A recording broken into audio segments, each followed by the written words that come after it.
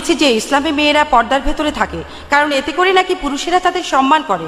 আমার মনে হয় এভাবে মেয়েদের অত্যাচার করা হচ্ছে। আর মেয়েদের কেন পর্দার ভেতরে থাকতে হবে? কারণ সবার অধিকার সমান। আমরা কি এটুকু সম্মান পেতে পারি না? এই পর্দা প্রথার ব্যাখ্যা দেবেন। আর মেরি কি পর্দার ভেতরে থাকতো? ম্যাডাম, ম্যাডাম, আপনাদের বাইবেল বলছে, পবিত্র বাইবেল বলছে, এখানে পল পল পল আপনাদের বলছে যে মহিলারা অবশ্যই তাদের মাথা ঢেকে রাখবে। যে মহিলা মাথা ঢাকে না তাদের মাথা কামিয়ে দাও। আপনাদের বাইবেলে কথা বলছে।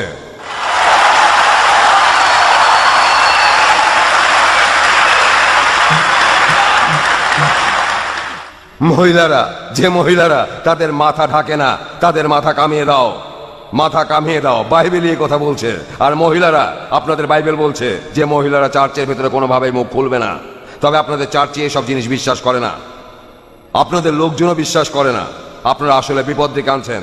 আপনারা জানেন এসব কারণেই আমেরিকাতে, নিউ ইয়র্কে রাতের বেলা মহিলারা নিরাপদ নয়।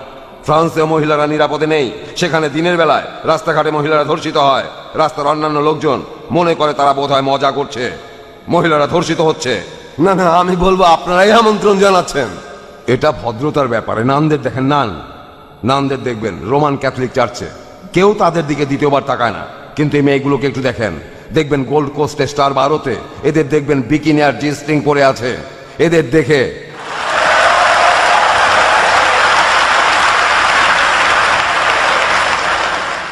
এমনকি আমার মতো বুড়ো মানুষেরও মাথা ঘুরে যায়। যদি আমি সেখানে যাই, সত্যি বলছি আমার ভেতরে জ্বলতে থাকে। সত্যি বলছি, আমরা এভাবে সৃষ্টি হয়েছি, ঈশ্বর এভাবে সৃষ্টি করেছেন। পৃথিবীতে যে জিনিসটা পুরুষকে সবচেয়ে বেশি প্রলুব্ধ করে সেটা হলো নারী। আর এই কথাটা আমি বলিনি, কোরআন বলছে, কোরআনে আছে زين للناس حب الشهوات من النساء পুরুষদের চোখে সেটাই সবচেয়ে ভালো যে জিনিসে তাদের আসক্তি আছে। এক নাম্বার من النساء নারী, والبنين তারপর সন্তান।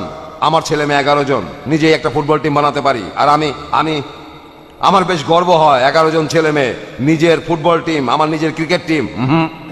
والبنين আর 3 নাম্বার والقناطر المقنطرة من الذهب والفضة রাশিকৃত সোনা এবং রূপা, ক্ষেতের জমি, খুব ভালো জাতের ঘোড়া ইত্যাদি।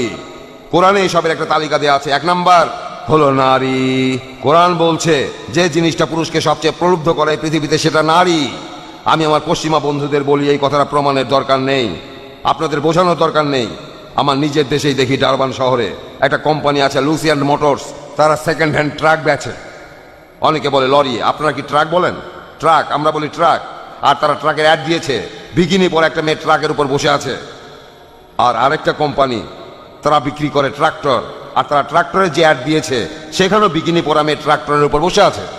আমি প্রশ্ন করছি এই পশ্চিমাদের যে এই বিকিনি পরা মেয়েটা ট্রাক বা ট্রাক্টরের উপর বসে কি করছে? এটা মূল দেখানো, পুরুষদের প্রলুব্ধ করার জন্য এই মেয়েটা বিকিনি পরে আছে। আর BMW, জানি না এখানে BMW আছে কিনা, এটা একটা গাড়ি, জার্মানির গাড়ি। আর গাড়িটা মার্সিডিসের চাইতে একটু ভালো জাতের গাড়ি। আমি গাড়িটার মার্কেটিং করছি না। আমার প্রথম গাড়িটা ছিল ভক্সওয়াগন বিটল। গাড়িটা 1,20,000 মাইল চলেছে। সেটার পর আমি আরেকটা বিটল কিনলাম, আবারও বিটল, আবারও বিটল। তারপর বিটল বানানো বন্ধ হয়ে গেল, ভক্সওয়াগন বিটল। তারপর বানালো গল্ফ। আমি কিনলাম গল্ফ নাম্বার 1, গল্ফ নাম্বার 2। আমি কখনোই BMW কিনিনি। তবে এই অ্যাডটা দেখতে বাধ্য হলাম আমি আমার খবরের কাগজে, একটা BMW গাড়ি আর একটা মেয়েটা একটা ছোট বিকিনি পরে আছে। আপনারা বলেন টাঙ্গা অথবা বলেন জি স্ট্রিং। মেয়েটা গাড়ির সামনে দাঁড়িয়ে আছে আর অ্যাডের নিচে লেখা আছে একে এখনই চালাতে শুরু করুন।